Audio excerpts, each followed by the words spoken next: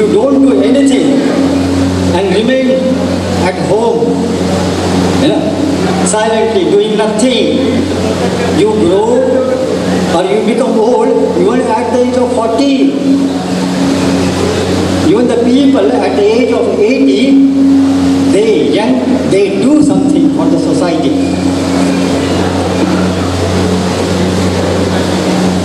एक गोष्ट अशी आहे, ईश्वराने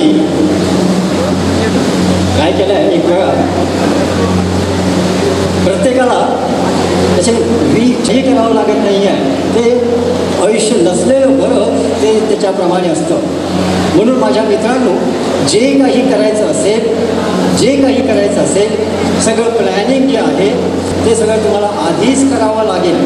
आधीच तुम्ही आता ज्या ग्रुपमध्ये आहात, से 40 to 50, याचं आयोजन जे आहे 60 वर्षानंतर आपण कसे जगणार आहोत त्याचं प्लॅनिंग तुम्ही आत्तापासून सुरुवात करा. आत्तापासून, नंतर होणार नाही आहे. एकदा 55 आणि 60 वर्षाचं झाल्यानंतर अलीकडे आजची जी संस्कृती आहे, या संस्कृतीमुळे काय झालेलं आहे, सगळं हायटेक झालेलं आहे. हायटेक आपलं खाणं पिणं जे आहे ते सुद्धा बदल झालेलं आहे. आपण घरी कमी खातो आहे आणि बाहेर जास्त खातो आहे. जंक फूड जे आहे ते आपली लाईफस्टाईल बनलेली आहे. आजच्या या मोबाईलला मी दोष देत नाही आहे, कारण it's a device, actually A very useful device. परंतु त्याचा उपयोग तुम्ही आपल्या मुलाबाळांच्या समोर इतका वेळ करत असाल, मध्ये जाताना ही सगळी जी मुलं आहेत, ही सगळी मुलं स्वतःच्या स्मार्टफोनवर असतील किंवा कोणत्या तरी ग्रुपमध्ये असतील बघा. त्याला तुमच्याकडे लक्ष द्यायला वेळ नाही, आजी आजोबांकडे द्यायला लक्ष नाही, नातेवाईकांकडे लक्ष द्यायला तयार नाही आहे. शिक्षक असेल तो त्यांनी शिकवण्याचे प्रोफेसर्स आणि स्टुडंट्स एकत्र सिगरेट पितात बघा. ही दुसरी संस्कृती आहे. तर काय होतं, हा अतिशय महत्त्वाचा भाग आहे. आपण याच्यावर थोडा चर्चा आपल्याला नक्कीच करता येईल आहे. या ठिकाणी अर्थात पुष्कळशा गोष्टी अशा आहेत की ज्या ठिकाणी आपल्याला पुष्कळ सुधारणा करता येतील.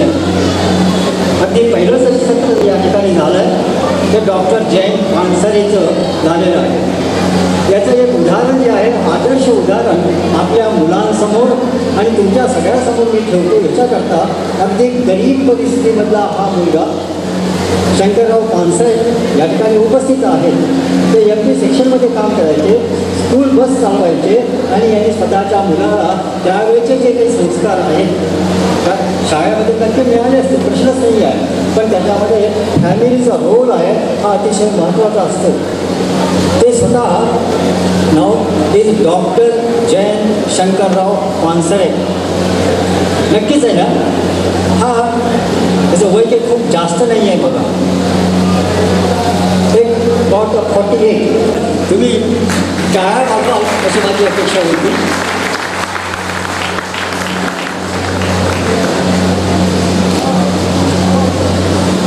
शरद पवार चित्रकला महाविद्यालयामध्ये जवळजवळ एक 9 वर्ष त्यांनी प्रिन्सिपल म्हणून काम केलेलं आहे.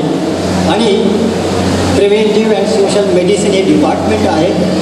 त्यापेक्षा जास्त अवॉर्ड्स मिळालेले आहेत. मला केवळ याच्याकरता वाटतो आहे की मला आतापर्यंत एकही अवॉर्ड इथे मिळालेला नाही आहे. परंतु माझ्या विद्यार्थ्यांना, माझ्या शिक्षकांना जर एखादा अवॉर्ड मिळाला, हा मला एक आनंदाचा क्षण वाटतो आहे. त्याच्यानंतर अर्थात त्यांनी जी प्रदर्शनं भरवलेली आहेत, नॉट ओन्ली इन इंडियामध्ये तर भरवली आहेत, महाराष्ट्रामध्ये सगळ्या शहरांमध्ये त्यांनी भरवलेली आहे, उडिसामध्ये भरवलेली आहे, पंजाबमध्ये भरवलेली आहे, तामिळनाडू केरळमध्ये भरवलेली आहे, श्रीलंकेलाही ते जाऊन आलेले आहेत. आणि दार्जिलिंग, नेपाळ हा जो भाग आहे हाही गेलेला आहे. अलीकडेच मागच्या वेळेला मी त्यांच्याशी बोललो आहे, त्यावेळेला मी सध्या कलकत्त्याला आहे. तर कलकत्त्याला त्यांचं एक्झिबिशन अर्थात त्यांनी भरवलं. त्या ठिकाणी इथले जनरल मॅनेजर जे आहे ते बराच काळ राहिलेले होते, M.L. दत्ता, ते सुद्धा त्याला भेट देऊन दिले. ही अतिशय महत्त्वाची गोष्ट आहे. काय त्याच्यामुळं त्याचं जे कला क्षेत्रामधला हा जो भाग आहे हा अतिशय महत्त्वाचा आहे. मी अर्थात तुमच्या सर्वांतर्फे टाळ्या वाजवून त्यांच्या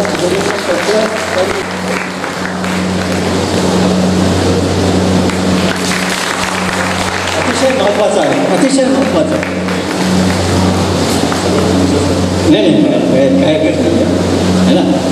आणि हे जे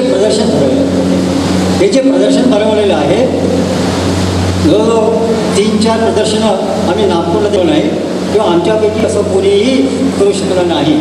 अतिशय महत्त्वाचं आहे. याच्यामध्ये अर्थात आपले पुष्कळसे जे लोक आहेत यांना घडवण्यामध्ये जुलगरे सरांचा हात तर आहेच, प्रश्नच नाही आहे.